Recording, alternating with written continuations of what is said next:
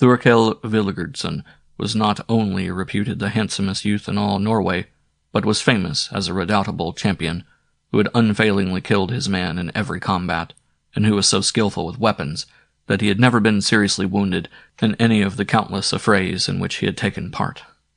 Therefore, although every one of the 39 other men on the Sea Raven hated him venomously, not one challenged him, or provoked him, or affronted him in any way, but all were most scrupulously civil.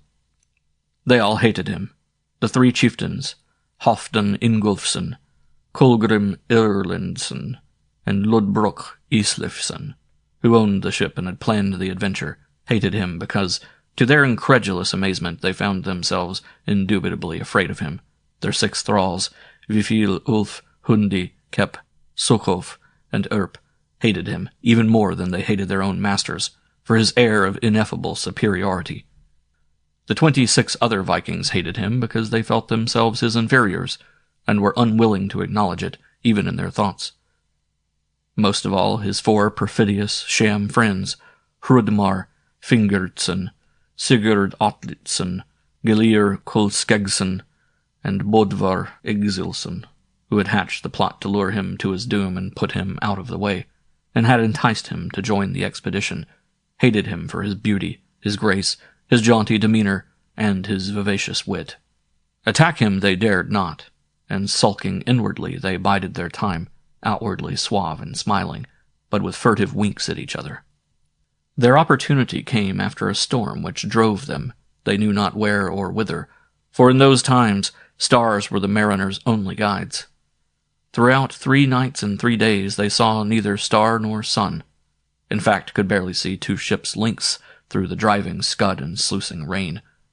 In all that time they dared not set so much as a rag of sail, but taking turns, every man of them, thralls, warriors, and chieftains alike, with but brief snatches of uneasy sleep, labored mightily at the oars to keep the ship head to gale, or bailed furiously to keep her afloat. So terrific was the tempest that Kolgrim, their acknowledged leader, was unwilling to relinquish the helm and clung to it until exhaustion compelled him to rest. Even when he signaled for relief, neither Halfdan nor Lodbrok showed any alacrity for undertaking his momentous task.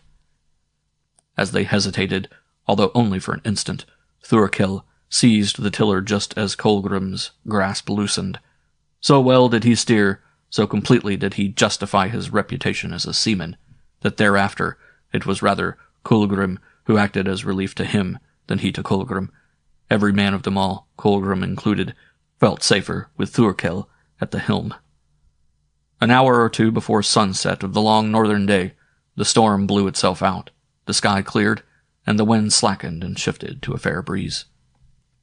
They stepped their mast, hoisted their yard, set a full sail, and Halfdan at the tiller, and Lodbrok on lookout at the prow. The rest feasted. Champing and munching unhurriedly, they dispatched a vast quantity of food, washed down with copious draughts of mead. When no one could swallow another mouthful, Sigurd took the helm and Bodvar the lookout's place, and while Halfdan and Lodbrok ate, the rest disposed themselves to sleep, most of them to larboard, on the spare oars and coils of rope under the rowing benches. During the brief northern night, Sigurd and Bodvar set the Sea Raven on a true course by a whole skyful of brilliant constellations, but before dawn they saw the stars hidden all round the horizon, and gradually higher up, until only a few showed blurredly directly overhead, so that, when the sleepers waked, they found themselves enveloped in a dense fog, and soon after dawn the wind slackened until they had to man the oars to keep headway on the ship. The weary thralls and Kolgrim roused last. After Kolgrim waked, Thurkail was the only sleeper, and he slept heavily, exhausted by his overexertion at the tiller. Eyeing him as he lay on a coil of rope, Hrudmar and Gelir beckoned Sigurd and Bodvar. They resigned their posts to willing reliefs and picked their way amid-ship over and among the resting men and toiling rowers. Kolgrim, Lodbrok, and Halfdan joined them, and the 7 conferred. All conned Thurkail, and all agreed that he was fast asleep and far from rousing. Then the 3 chieftains beckoned their 6 thralls and instructed them. Erp and Ulf took convenient lengths of ratline and knotted in each a clean-running noose. Vifil paired with Hundi, and Sukulf with Kep, each pairing choosing a length of light rope, thicker than a big man's thumb. Cautiously the 6 crawled towards Thurkail, every man aboard, except a few sleepers and such oarsmen as were abaft of Thurkail's position, watching their approach with malicious relish. Hundi and Vifil slipped their rope under Thurkail's knees. Kep and Sokolf took a turn with theirs round his ankles. Ulf and Erp each noosed a wrist. When all 6 were ready, they looked towards Kulgrim, and at his nod the 2 nooses tightened, and the ropes were knotted fast round Thurkail's knees and ankles. Even that did not waken him, and as Erp and Ulf pulled their cords and dragged his arms wide, his 4 pretended friends sprang on him, turned him on his face, and, after a violent struggle, for even with knees and ankles lashed, Thurkail fought like a wildcat. They pinioned his arms behind him and turned him once more face upward, trussed and helpless. Then they gloated over him, told him what they really thought of him, and insulted him to their heart's content. Halfdan, who was an acclaimed skald, composed and chanted over him an impromptu drapa of triumph. Even the thralls expressed their envious malignity. Gillir proposed to run him through, and Bodvar to throw him overboard, but Kolgrim demurred. The 34 freemen had taken oath to a pledge of mutual fellowship, as was customary in all Viking voyages, and he pointed out that they were bound, all of them, by their oath, and must keep its letter, if not its spirit. Ludbrok, therefore, suggested that they set him adrift, bound as he was in their smallest boat, which had been half-stove during the storm and was presumably leaky, putting into it with him a small hide flask of water and 1 smoked fish. Then they could accuse him of willful desertion. By then it was nearer noon than sunrise, but no sight of the sun had they had, nor could any man, in that fog, conjecture the sun's place in the sky. Their outlook was all grey mist and smooth ground-swell, for there was not a cat's paw of breeze. From the boat they took its sail, mast, and oars, but they did not search it carefully. In it they laid a leather flask of water and 2 little smoked fish. In it they laid Thurkail, trussed as he was, but as they launched the boat, Kulgrim cut the ropes at his knees and ankles. As boat and ship drifted apart, his enemies mocked him, their grinning faces peering between and over the shields which lined the low rail. "Hoist your sail!" Bodvar jeered at him. "And make for Norway or Iceland as you prefer. You are about as far from the one as from the other. You have no worse or better chance either way." "Hope you relish your provender," Gillir called. "You'll need both oars soon," Hrodmar shrilled. "And I don't see either." "Don't you wish you had a bailer?" Sigurd shouted. Soon he saw only fog. He eyed the dirty water sloshing about in the dory's bilge. The boat was not leaking rapidly, but it was leaking. No water had lapped over the gunwales, and the big ground swells were long and smooth. Of air there was not a breath. For the time being he had only the leaks to fear. And in the bow, jammed under the tiny forethwart and the triangular cubbyhole, he saw a small wooden scoop bailer. It meant more to him than the 2 little fish and the leather water bottle under the after thwart. He conned the edges of the gunwales and thwarts. He saw 2 sharp splinters. The larger and sharper was where he could not use it, but painfully and with great exertion he wriggled, hunched, and wrenched himself until he brought the cords which bound his wrists against the other splinter. With efforts distressing at once, and not long afterwards agonizing, he sawed the rope against the splinter. Panting, a jelly of exhaustion, shivering and sweating, he all but fainted, but he found fresh energy every time he glanced at the bilge water. At last, just as hope and strength together were failing him, the cord parted. A few jerks and twists of his arms and hands, and they were free. He shook himself, beat his arms against his chest, and sprang upon the bailer. To his great satisfaction, it was not long before no deftness could scoop it up half full. The boat was not leaking too fast for him. As the dense fog and breathless calm continued to brood over the waters and the slow ground-swell even abated, his cockle-shell kept afloat not only all that day and night, but throughout the 2 following days and nights. But the third night after he had been set adrift found him near exhaustion. More than half his time was occupied in bailing, and his muscles ached. He was afraid to sleep for fear of foundering before he woke. Once, in spite of himself, he fell deeply asleep, and roused to find the gunwales almost awash, so that the most desperate fury of bailing barely sufficed to save him. In the flurry of effort, his remaining fish went overboard in a scoopful of water, unheeded. His flask he had emptied by dusk of the second day. Control himself all he could. As the slow dawn whitened the fog after the short Arctic night, he thought he was delirious, for he seemed to hear the roar of surf on rocks and not far off. Then suddenly, all at once, the fog thinned, sun rays lanced the last wisps of it.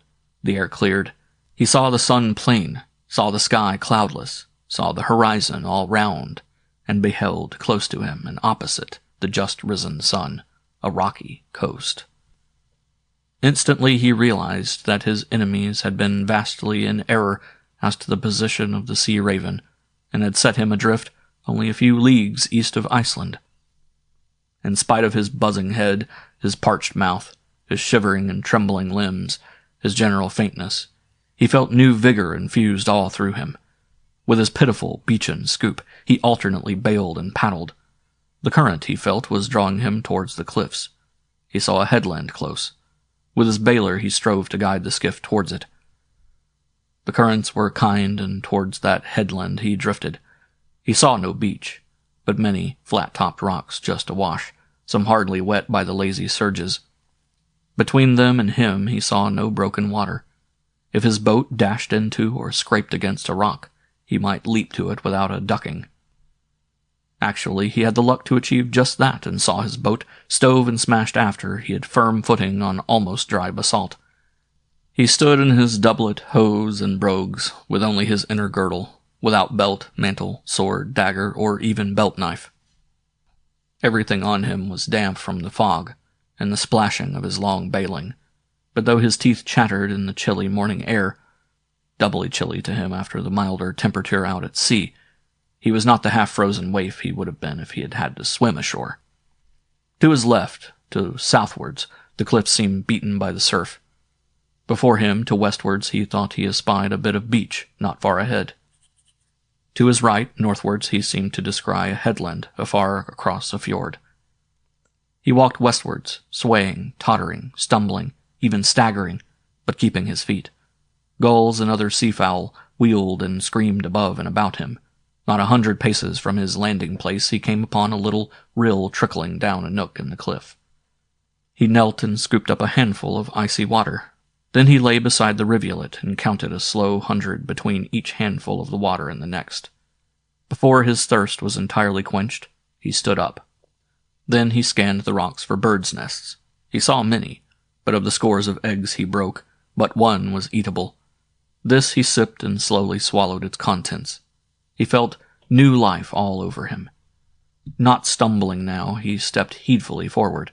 He felt strangely large and light, and whatever he gazed at looked dim and vague. But he felt really able to walk. He rounded a jutting elbow of the cliff. Before him, irradiated by the slant sun rays, he saw 3 handsome young noblewomen, walking arm in arm. All were bareheaded, each with a forehead ribbon round her flowing hair. The middlemost was tall, full-contoured, with very black locks. She was enveloped in a crimson mantle. The girl on her right was of medium height, slender, with glossy brown tresses, and wore a mantle of dark blue. The third was small and very lovely, her hair golden, her cheeks pink, her eyes blue, all set off by a mantle of bright grass-green.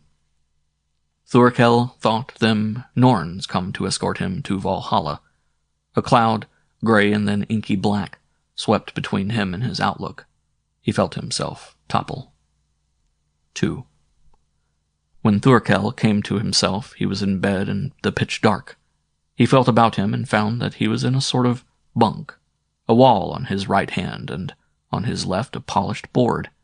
He ran his hand along its upper edge. He was rather deep down in his berth, and under him was an infinity of yielding featherbed. He was well covered with warm quilts. He tried to stretch, but the space was too short for him. He composed himself and slept again. When he woke the second time, it was daylight, and he saw by his bunk a tall, spare, elderly noblewoman, severe-looking, hatchet-faced, with a lean and stringy neck and gray hair. She was clad in garments of undyed wool of the usual rusty brown.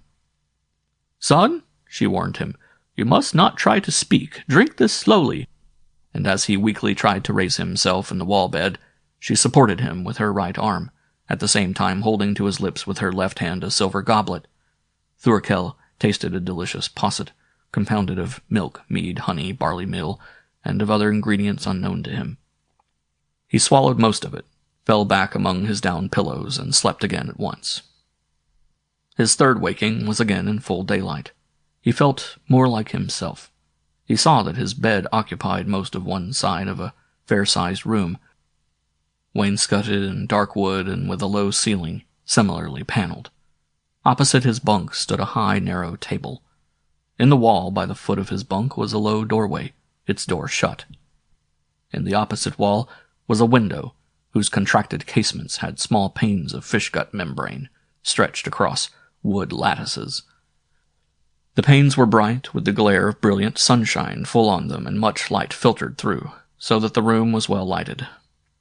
By his bed, facing the window, in one of the two chairs, sat a tall, magnificently dignified elderly man, gray-haired, ruddy of complexion, broad-shouldered, wrapped in a reddish-brown mantle of fine wool. He wore a gold neck-chain from which hung a large, flat, oval gold amulet case. "Son," he said, "you must not attempt to speak. Hearken and remember. You are housed at Hofstadr on Revdorfjord, by Faskurudnes, on the east coast of Iceland. I, Thorstein Vilgerdsson, am master of Hofstadr. We know nothing of you except that my daughter and my two nieces found you early in the morning, day before yesterday, on the strand by Faskurudnes. My wife has been caring for you, and she now tells me that you will soon be able to be up and about. Only after you are well and strong will I permit you to tell your story. Meanwhile you are our guest. Do as I bid you. Be silent. Compose your mind. Repose yourself, and help my wife to restore you to strength and vigor. When you are yourself, we shall talk again. Now sleep." Thurkail was compliantly mute, and his host rose and left him. 2 mornings later, Thurkail woke to find Thorstein again seated by his bed. Then he saw, on the table opposite his bed, a tray with a goblet and a hunch of bread on it. "Son," the old man queried, "are you entirely awake?" After Thurkail's affirmation, Thorstein said, "My wife judges that you are now sufficiently recovered to tell your story, but you had best first fortify yourself with some food." And he himself rose and fetched the tray from the table. Thurkail acquiesced and swallowed a few mouthfuls.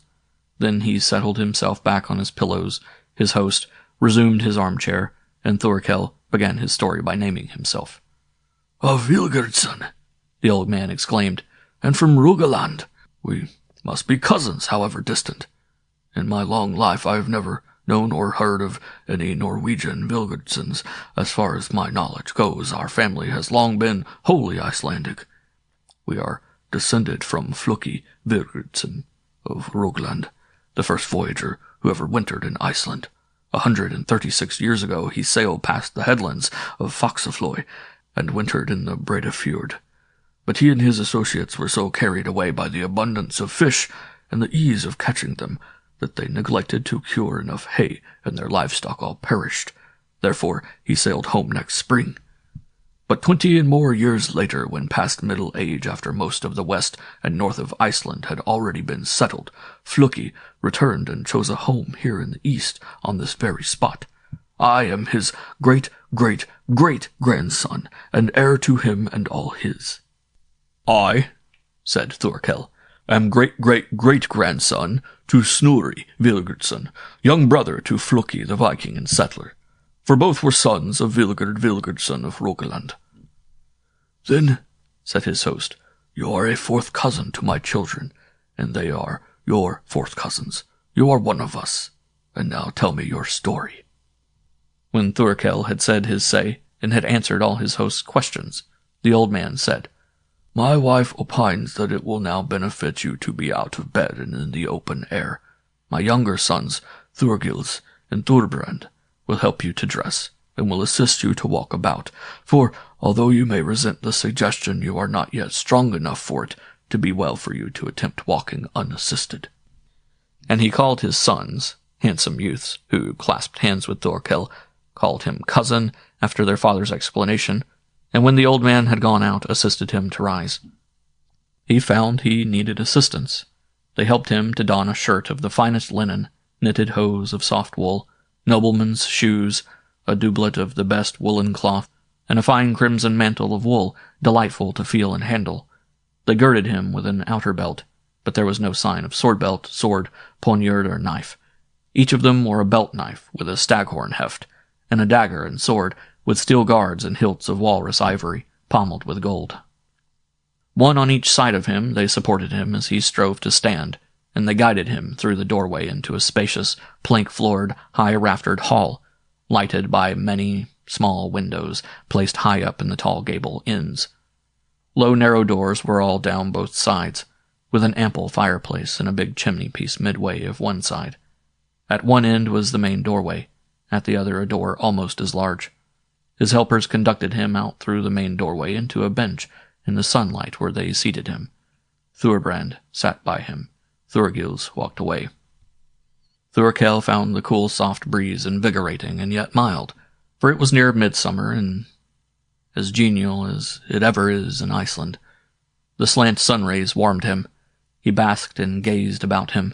He saw close by a strongly built storehouse of stone and great ash beams, high-gabled, though its roof was not as steep and tall as that of the mansion. Further away he made out a big sheepfold, with sheds, a large cattle byre, an ample stable, and 2 very large barns. In whatever direction he looked, the extensive level space in which the buildings were grouped was bounded by a stone wall, breast high, and not of boulders but of roughly squared blocks.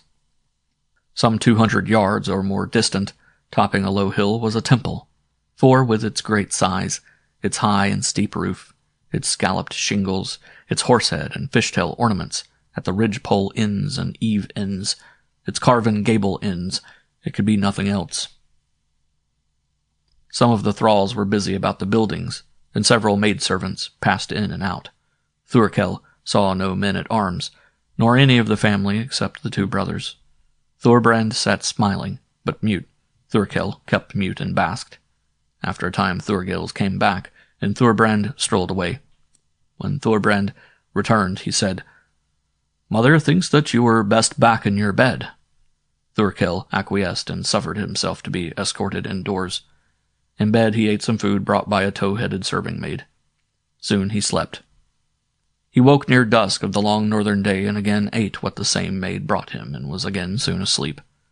Next morning Thorstein was again sitting by him when he awoke. As before, he inquired how he felt, and himself served him with food and drink. When he had reset the tray on the table and reseated himself, he said, "Young man, I and my family have talked over you and your story. I and my daughter and my nieces believe you, but all 5 of my sons, my 2 daughters-in-law, my accountant, my seneschal, my skald, and every one of my men-at-arms are convinced that you are not a castaway from any ship, though likely enough a Norwegian and no Icelander. They are unanimously of the opinion that you are a spy craftily insinuated into our community by our enemies. They point out that your clothing was dry when you were carried in here, that neither it nor your hair showed any signs of your having been swimming, that such a marvel as your having leaped ashore from a ship's boat, drifting without sail, oars, or rudder, is too improbable for them to believe it other than a clumsy invention. They all insist that I would imperil myself and all my household if I were to accept your story and keep you here as a guest. My word is law here, but I feel that it would be unwise for me to disregard so unanimous, so insistent, and so clamorous a dissent from my views. Now, young man, if you have in fact been sent here by the Mjolnirvithers or the Sadisvithers, you had best admit it at once, and make a clean breast of the whole matter. You shall not be harmed in any way. I will have you fed and cared for until you are fit for a short journey, and then I will equip you with flint and steel, a belt knife, a dagger, a sword and sword belt, a horseman's cloak, a good horse, well bitted, saddled, and girthed, and a supply of food. And I will send a thrall to guide you round the head of Revdar Fjord, and to speed you on your way. But if you are what you assert you are, and claim our protection and hospitality as the dues of a castaway, you must convince all my household of the truth of your tale. I am Thurkail Vilgurdsson of Rogaland in Norway, he replied. I know nothing of any Mjorvivirders or Sedisvirders, or of any foes of yours. I never set foot on Iceland until I leapt ashore from my drifting boat, soon after sunrise of the morning on which I encountered your daughter and nieces. I have never, in Iceland, set eyes on any Icelanders except members of your household. What I have told you is true in every particular, but how may I convince you of its truth? As you must know from my name and my sons' names, Thorstein answered, we are steadfast adherents of the old faith. Those who suspect you, and my wife, the most embittered of those against you in particular, would be at once convinced if you take formal oath to the truth of your statements, an oath sworn upon your own blood and the sacred ring of our holy temple, called Thor and Odin, to witness. If you are willing to take oath as I suggested, no one here will any longer doubt you. I am entirely willing, Thurkail declared. I am more than willing, I am eager. The suspicions of your household are natural. If you have crafty enemies near at hand and live under threat of being raided, I will swear as you suggest. I infer, said Thorstein, that you also, then, like all here at Hofstadir, are a firm believer in the gods of our fathers. I am indeed, Thurkail affirmed. Have you met Christians? His host queried. Too many, said Thurkail. Too many by far. Have you talked with any about their beliefs? The old man inquired. With many, Thurkail said. And what do you think of them? Thorstein pressed him. It seems to me, said Thurkail, that they claim to have a system of sorcery and magic far more efficacious and far cheaper than ours. That is about all I can gather from their talk. Their religion costs far less than ours because they hold that no blood sacrifices are necessary, stating that one man hundreds of years ago achieved one sacrifice by which all men may benefit forever, no other being required after that one. How could this be, or can be, I cannot conceive. But such appears to be their view.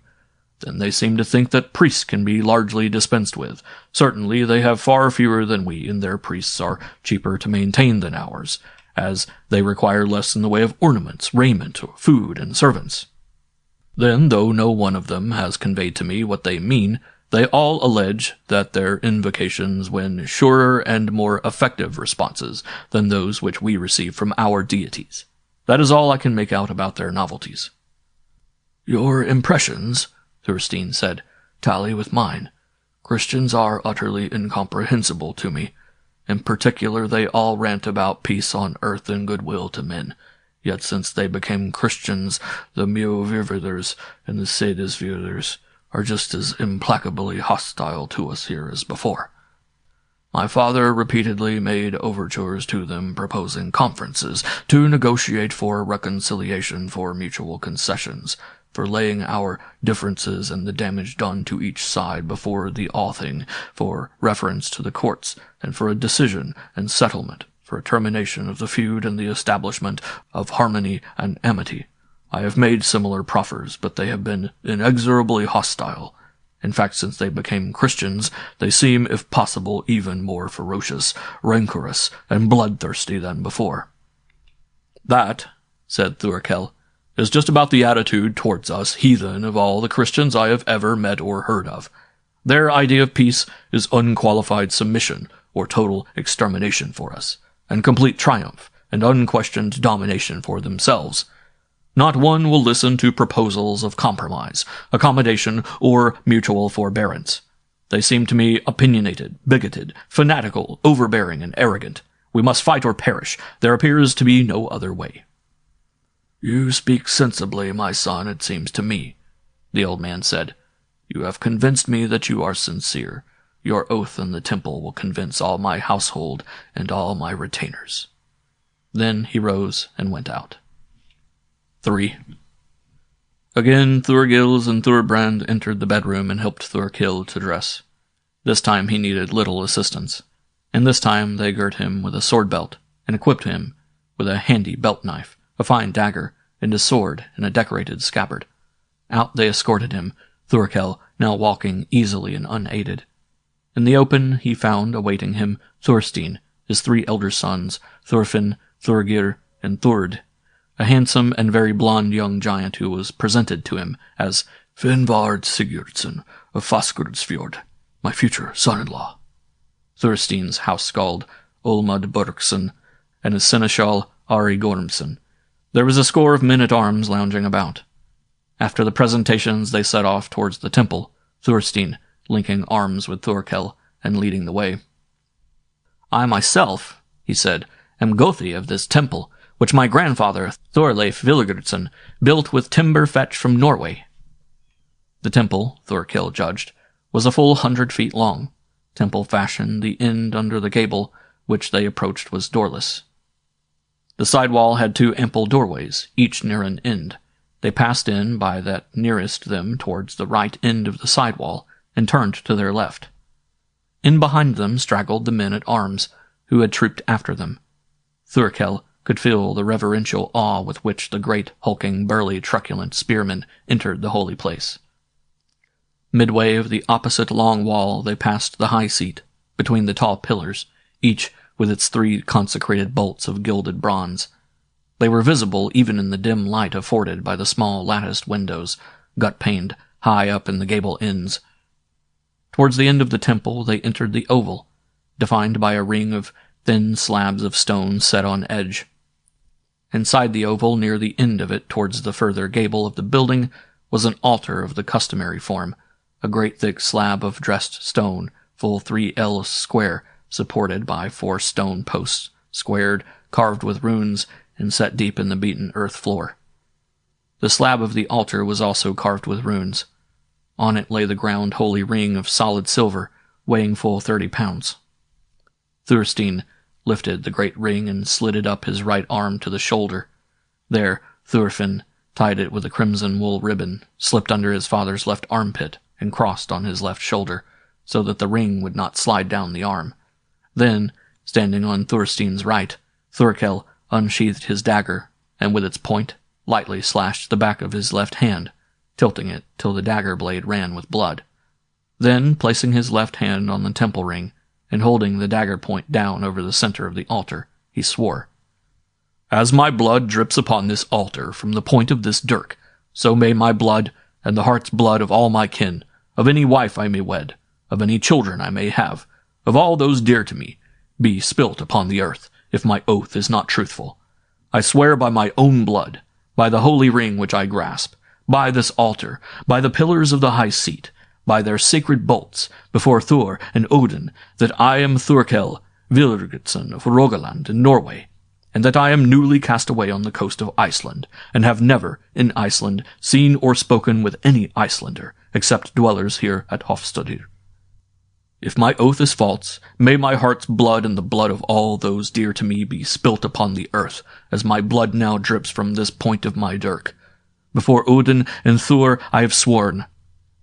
Thereafter Thorfinn removed the Gothi's ring from his father's arm, and he and Thorstein laid it in its place midway of the altar slab. Outside the temple, Thorgils dressed the slash on the back of Thurkail's left hand. Then Thorstein first, and after him his sons in the order of their ages, clasped hands with Thurkail, each uttering the formula, "You are our dear and trusted cousin." Finnvard followed, then Ari, Olmud, and the men-at-arms saluting Thurkail, crying, "We are brothers in arms." From the temple Thorstein led Thurkail into the storehouse, and into that part of it which was used as an armory. "Look over these weapons," he said, "and select a sword, poniard, and belt knife to your mind. Try first those you now have. If they suit you, keep them, but be sure that the balance of the sword is precisely what you prefer, and that you are armed as you desire." Outside in the mild sunshine of a day unusually mellow for Iceland, they sat on the benches flanking the doorway and chatted until after midday. Then Thorstein cautioned Thurkail that a man who had been exposed and exhausted as he had best lie down an hour or so before his first heavy meal after his privations. When Thorgils wakened and summoned him, he found in the great hall a numerous assemblage. He was presented by Thorstein to Thurkatla, his wife, to his daughter Thurgerd, and his two nieces, Thorarna and Thordis, whom he had encountered on the beach. Thorarna was the tall, full-contoured, black-tressed beauty, and Thordis the exquisite blonde, whom he had thought the most beautiful of the three. Thorfinn's wife, Arnora, and Thord's wife, Valdis, were personable young women. Thorstein occupied the high seat, facing the fireplace. To the left and right of him sat his family, on benches ranged along that side of the hall, but far enough from the wall to leave space for anyone to walk behind them and to pass in or out of any door. On the opposite side of the hall, flanking the chimney-piece, was a similar row of benches, occupied by the men-at-arms, more than 40 together. Towards the ends of the hall sat such dependents and thralls as were not busy serving the feast. The servitors carried in more than 80 light, collapsible tables, each in 3 parts, a square top and 2 trestles.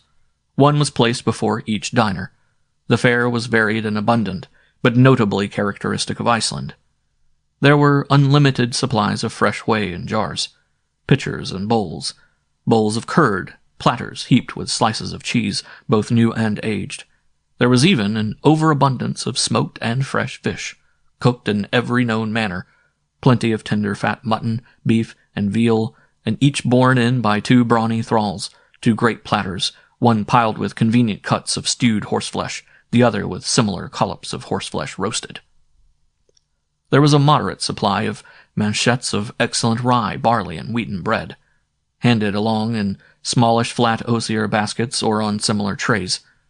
Maids continually passed and repassed, proffering basins of warm water and towels, for in those days forks were unknown, and besides plates and spoons of beechwood from Norway and belt knives, fingers were the only table implements, and frequent washing of the hands was necessary for comfort.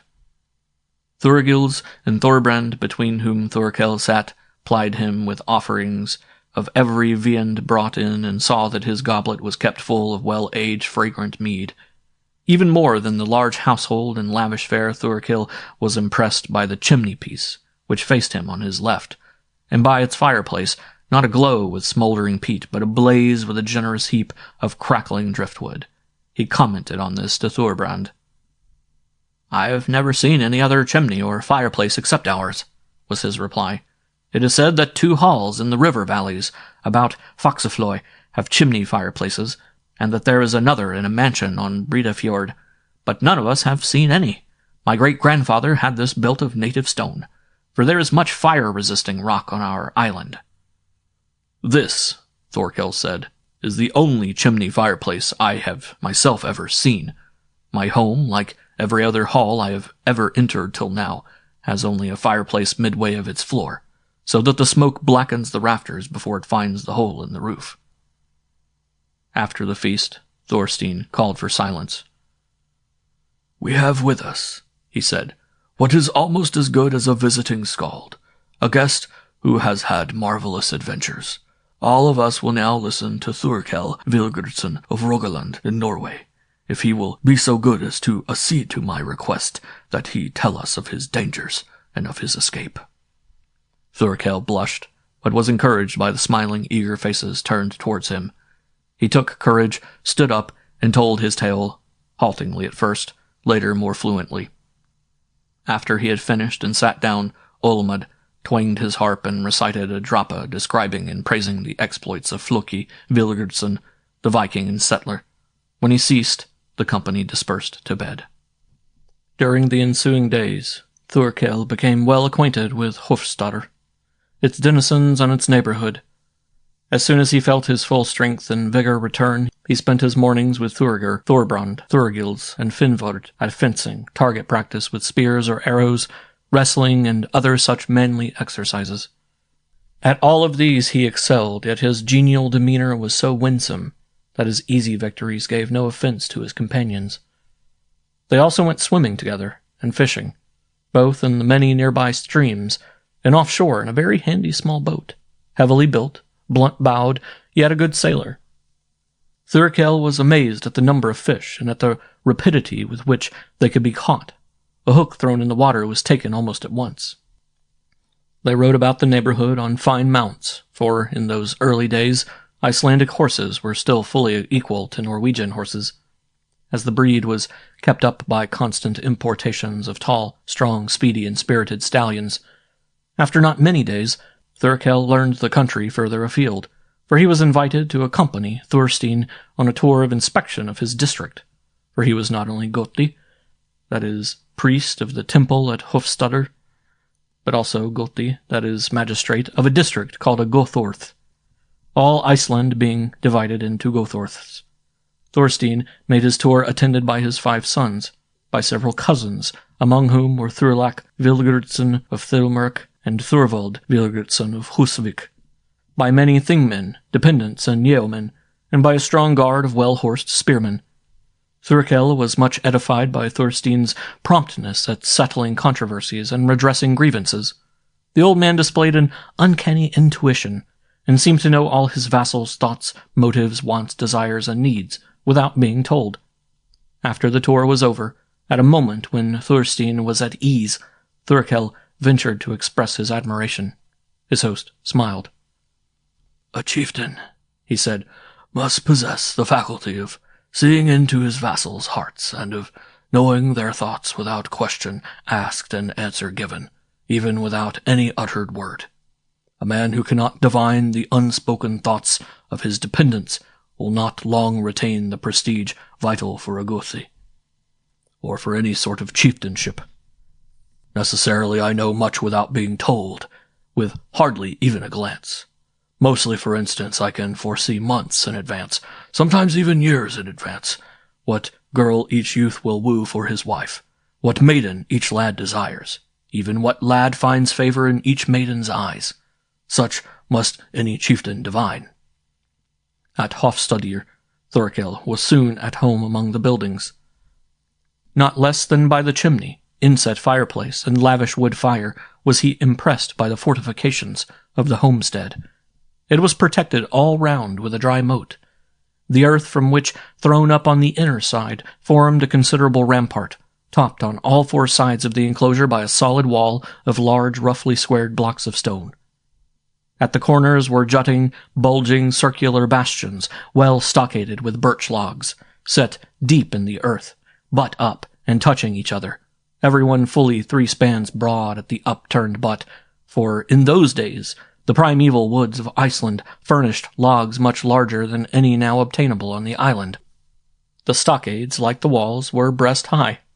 Thurkail had never seen a bastion before, nor heard of one, and was much impressed by the novelty, originality, and manifest adequacy of the device. The idea of a bastion, that it affords defenders of a fortification an opportunity of shooting sideways at an assailant crossing the fosse or scaling the parapet, appears so obvious to us that we can scarcely realize that there ever was a time when it was unknown. Yet hundreds, even thousands of years after it was common, and a matter of course in the Mediterranean countries, it had not yet penetrated the ruder northern lands. In fact, in all parts of the world, men were not quick to conceive the idea, and as with other devices, very slow to adopt it from foemen. Almost as much was Thurkail impressed by the bathhouse, a small structure, one might say a hut, built of sod and stone with a low door, and only one very tiny window. Inside there was room for only 1 person, and a pail of water beside a very small stone stove.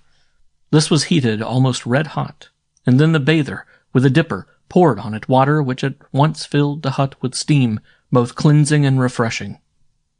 On either side of the chimney-piece, in the great hall, was a sort of trophy of spears, shields, and swords, arranged in a pattern like a 6-pointed star, 6 short pikes crossed and lashed to pegs, 6 small round shields set between the radiating spears, and 12 swords, 2 by each shield. Above the fireplace was another, of 6 long swords, their points together, their hilts apart, with shields between. Thurkail, inquiring about these, was told that they had been placed there by Thorstein's grandfather, Thorleif Vilgerson, who had built the hall and temple. The spears and swords forming the two flanking trophies were fine and valued weapons of former Vilgersons. The trophy over the fireplace was formed of the very sword worn all his life by Floki Vilgerson, the Viking and settler, and of 5 cunningly exact replicas of it, made at Thorleif Vilgerson's command by Huskuld Vestarson, a famous smith. "I do not myself know," said Thorstein, "which is Floki's blade. My father told me that he did not know. No one knows. No man has used any one of those 6 swords since before I was born. It is told that Floki's blade is enchanted, that no one except a Vilgerson could wield it, that to anyone not a Vilgerson it would be heavier than a thick bar of iron, but that in time of peril, to Floki's heirs or kin, it is magical to infuse into its wielder superhuman valor, swiftness, dexterity, and strength. It is also told of Floki's blade that it knows friend from foe, and will not smite a friend, no matter how frenziedly its wielder believes him a foe, nor yet will it fail to smite a treacherous foe, no matter how implicitly its wielder trusts the traitor. We have come to regard these swords as almost as holy as the bolts and the pillars by the high seat in our temple, as almost as sacred as the temple ring itself. Their presence in our hall we regard as a protection and safeguard to us all, as a sort of talisman for Hofstadr. We all, and all my men-at-arms and thingmen and retainers, reverence and treasure them." Thurkail could see that they were very handsome swords. He learned that Thorstein never had fewer than 60 men-at-arms on duty, but not all of them were ever at Hofstadr itself. Some were on watch along the cliffs, on the lookout for an attack from seaward. There were always 2 or more patrol boats on the offing conning the sea northwards. The lookouts on the cliffs also watched the fjord for signs of an attempt to attack in boats from its northern shore.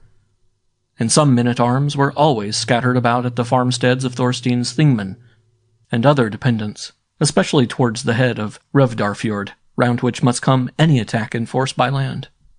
Thurkatla he found kind-hearted, but taciturn, sharp-tongued when she did speak, and of a very stern, harsh, and austere disposition.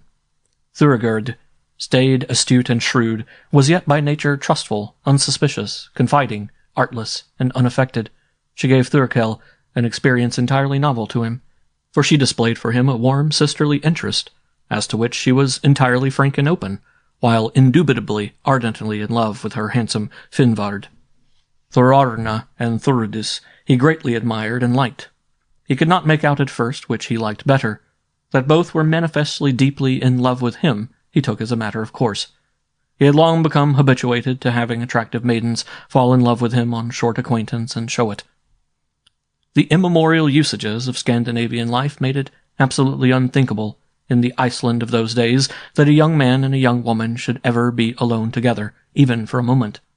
But on the other hand, life in Iceland was so free, open, frank, spontaneous, unconventional, and inartificial, that not only were lads and lasses constantly encountering each other about the dwellings, but that not merely was chatting a matter of course and unremarked, but that such folk as Thurkail, Thorarna, and Thuridis might and did walk about together out of doors, and sit together side by side, conversing for hours in the hall, in full sight of those about them, unnoticed and left to themselves. In this way Thurkail became rapidly well acquainted with both his host's nieces, and heard from each her story. Stories very much alike, and of a kind far too common in Iceland at that period, and for centuries later. The envenomed and unremitting enmity between Revdarfjorders and their neighbors, the Mjolnirfjorders and Seyðisfjorders, had resulted in recurrent reprisals. Thorarna was the only survivor of an overwhelmingly successful assault upon her father's homestead. Her father, Thorstein's brother, Thorleik, had been killed in the fighting. And when the buildings were set on fire by the victorious assailants, all the family had perished in the flames, except Thorarna, who had a child of 3, had been saved by her faithful nurse. Thuridis, the only daughter of Thorstein's brother Thorgest, was the survivor of a similar massacre. Much of the evening leisure at Hofstadr was taken up with tales of such atrocities as these, and of like assaults on homesteads, some by one side, some by the other, some craftily planned, artfully delivered, and overwhelmingly successful, others resulting in drawn battles and leaving the homestead in mourning for some of its defenders, but unpillaged and unburnt. Yet others unplanned, impulsive, foolhardy, undermanned or bungled in delivery and resulting in the utter discomfiture of the assailants. Thurkail sat in silence and listened to many long tales of this kind from Ulmod, the house skald, from Thorstein himself, and from his elder sons. From them also he listened to even longer tales of complaints against one or the other side before the Althing at Thingvellir, nearly every year at the 2-week summer meeting of this National Assembly. They told in great detail of the impassioned accusations of the plaintiffs, of the indignant rejoinders of the defendants, of the citations of the respondents before the High Court of Justice, of the evidence of the witnesses for each side, of the arguments of the lawmen, of the disagreements of the judges, of their occasional agreement, of their verdicts and judgments, and of the indemnities they assessed upon the convicted aggressors. In almost every case, Thurkail heard of the ignoring or flouting of the court's decision, and of yet further reprisals, duels, forays, and outrages.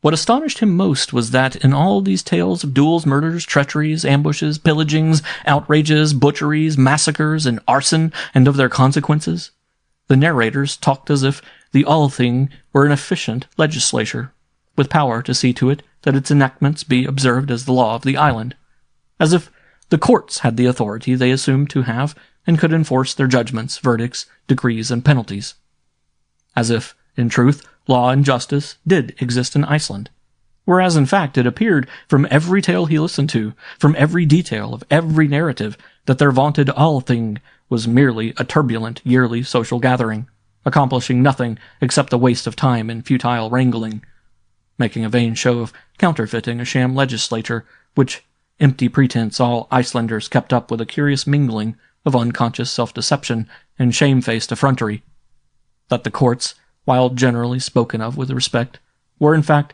derided by all malefactors and unable to give effect to their decrees, judgments, and verdicts, to enforce their penalties, or to exact the indemnities they granted, so that they were on the whole a costly, time-wasting, exhausting, and pitiable farce. It was plain to Thurkail that the Icelanders, if his host and his household were fair examples, had somehow duped themselves into fancying that they had courts which dispensed justice, and a government which maintained law and order, whereas it was manifest that they lived in a condition of utter anarchy, where there was no protection for life or property except the fighting prowess of the men of a homestead as concerned themselves, their folk, and their possessions, or of the men-at-arms of a chieftain for him and his. It was plain that beautiful Thuridis, magnificent Thorarna, lovely Thorgerd, fair Arnora, dainty Validus, and stern Thorkatla were living in daily peril of a horrible death, and were safe only in so far as their men could protect them.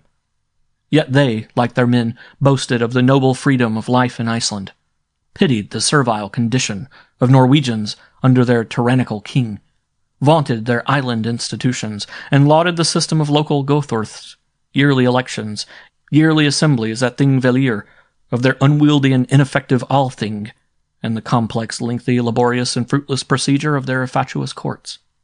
Local pride seemed a passion which blinded them to the most glaring imperfections of anything Icelandic. 4. But it mattered very little what was the subject or the nature of the conversation. Thurkail found himself more than contented with any length of time which he might spend with either Thorarna or Thordis. Yet after not many days he was aware of a difference in his feelings for the two, and of theirs for him. Thordis never avoided him, but never put herself in his way. If everything was favorable and they happened to be thrown together accidentally, she frankly enjoyed being with him, but never did anything to prolong a chat or to bring one about. Thorarna, on the contrary, was most ingenious in postponing the termination of a colloquy, and was most fertile in clever, adroit, and unobtrusive devices, which resulted in their being together. Before many days' life at Hofstadr, for Thurkail, consisted chiefly of endeavoring to be with Thordis. Once, when he was basking in her smiles, her face suddenly clouded, and she said, "There, Thurarna has gone. Please, please try to spend more of your time with her and less with me. From childhood she and I have been happy together, and nothing has ever blurred our love for each other and our unreserved mutual confidence until she began to grow jealous of me. Since she fell in love with you and we have become alienated, she is chilly to me, distant, reticent, even unfriendly.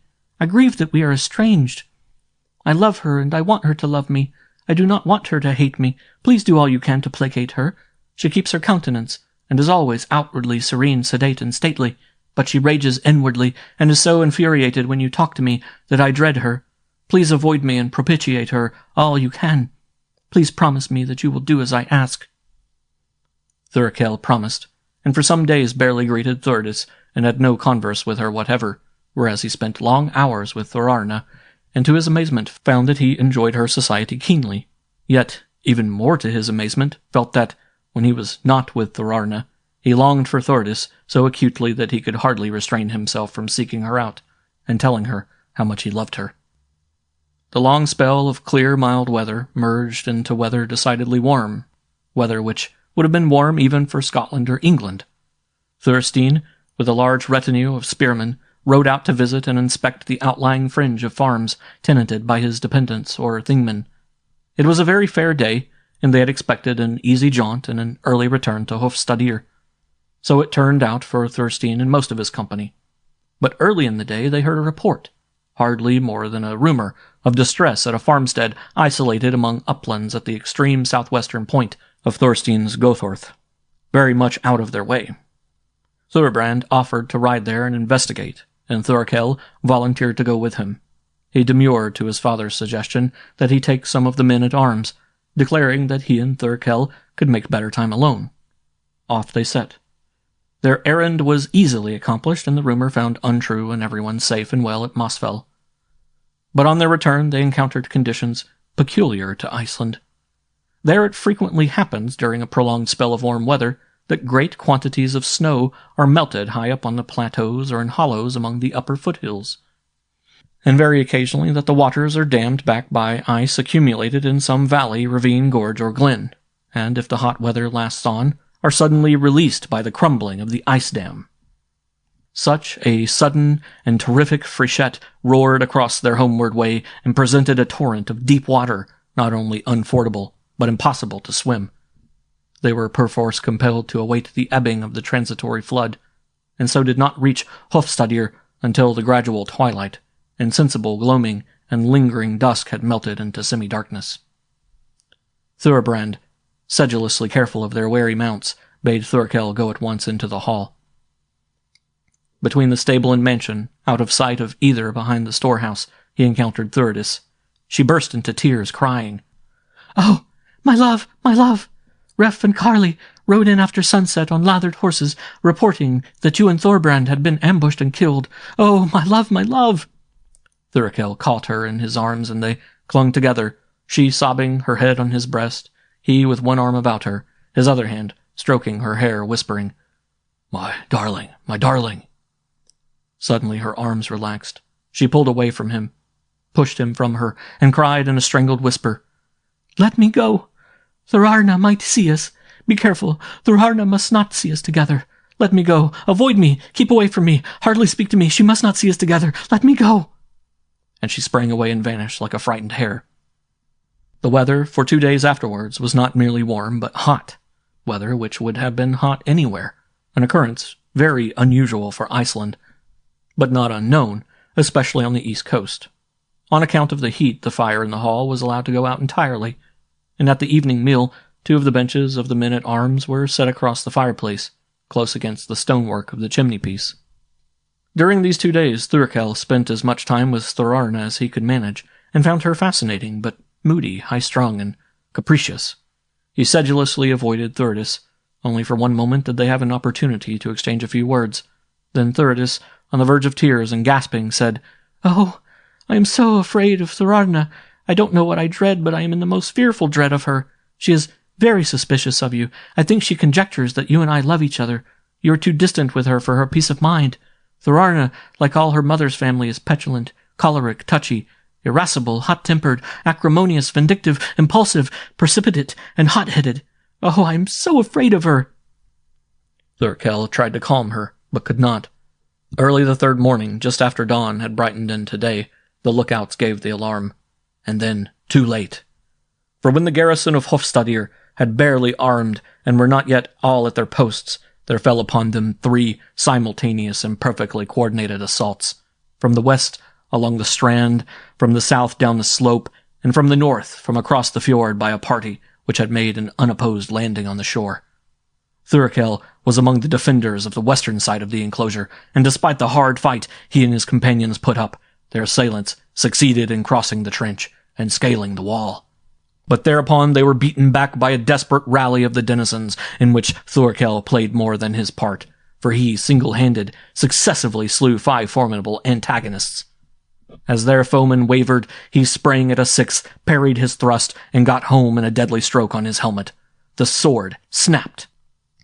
As his adversary was half stunned and wholly dazed by the force of the blow, Thurkail whirled about and made a dash for the hall. There he leapt upon one of the benches set across the fireplace, seized the hilt of one of the 6 identical swords, wrenched it from its fastenings, and waving it, dashed out. As he cleared the doorway, he heard elated shouts and an exultant cheer. Glancing to his right, he saw men in chainmail hauberks vaulting the eastern wall of the enclosure. He recognized in the lead Lodbrok and Halfdan, the chiefs, Gelir, Sigurd, and Bodvar, his treacherous friends, and others from the crew of the Sea Raven. He instantly divined that they had blundered into Mjolfifjord, or Sedisfjord, had fraternized with the Sedisfjorders and Mjolfifjorders, and had readily agreed for their share in the prospective loot, to take part in capturing and sacking the richest homestead in eastern Iceland. On fire with his chance of revenge, he flew at Lodbrok, and as he charged, it seemed to him that never had he run so swiftly. Never had he felt so strong, so capable, so eager for a fray, so sure of success. He beat back Lodbrok's guard and swung a full-arm sweep of his blade at his head. The sword went up like a feather and came down like a battle-axe. As if through cheese, it clove helm, skull, jaw, and chin down into the breastbone.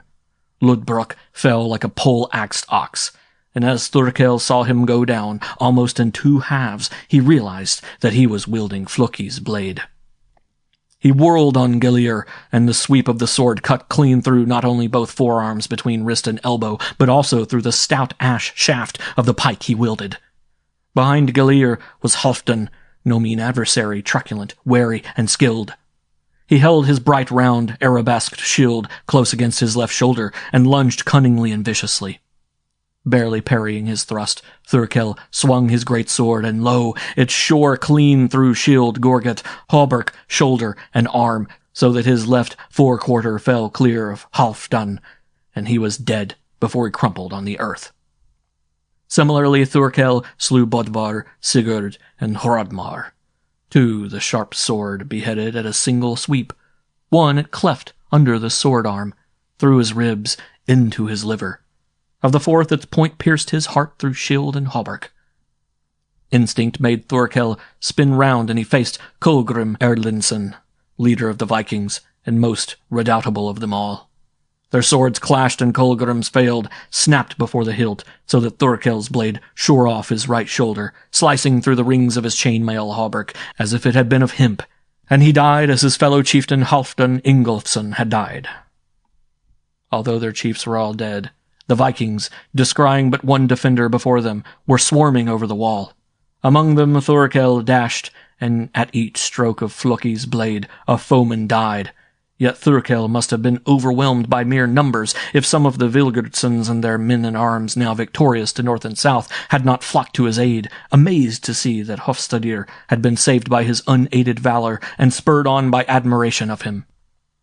Thurkail at their head, they drove the survivors of the Sea Raven's crew in headlong flight across the wall and trench, and Thurkail beheld in the distance the thralls of Erp, Ulf, Hundi, Kep, Sukolf, and Vifil, standing ready with spare shields, spears, bows, and quivers, cast away their burdens, and turn in flight before the foremost of the fleeing Vikings reached them. The fight was over. The assailants were everywhere, beaten and routed. Thurstein forbade pursuit on foot, and only some 20 of the men-at-arms found horses ready, mounted, and sped out of the main gateway of the enclosure to complete the rout of the assailants, who left more than 40 corpses behind them.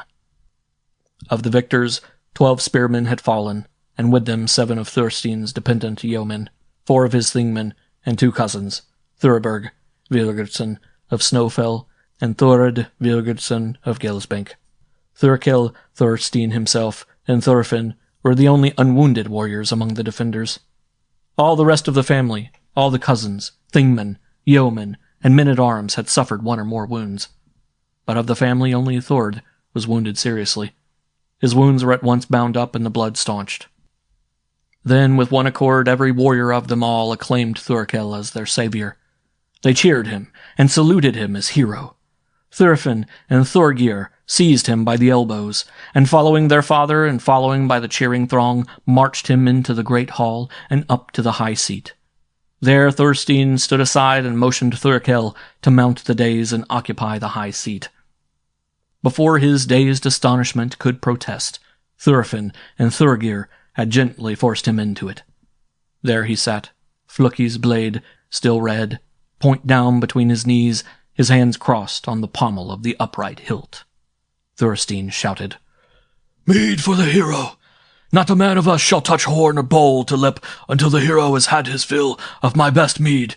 Mead for the hero!" At the call, Thorarna appeared from the kitchen through the rear doorway carrying with both hands a great bowl high before her. Down the hall she came, her face lit with a triumphant smile, magnificent and stately. Before the high seat she knelt and offered the bowl to Thurkail. The fighters cheered again. As Thorarna held up the bowl, Thurkail, to his horror, felt his right hand grasp the sword hilt with a grip he could not loosen, felt the sword raise itself and his arm till the blade swung high above the Thorarna, felt the magic of the sword drag down his arm in a deadly sweep, felt and saw the blow descend, felt and saw the blade shear through Thorarna's left shoulder, shoulder blade, collarbone, and ribs, cleaving her to the very heart. She crumpled in a horrid welter of spilt mead, gushing blood, disordered raiment, and huddled flesh.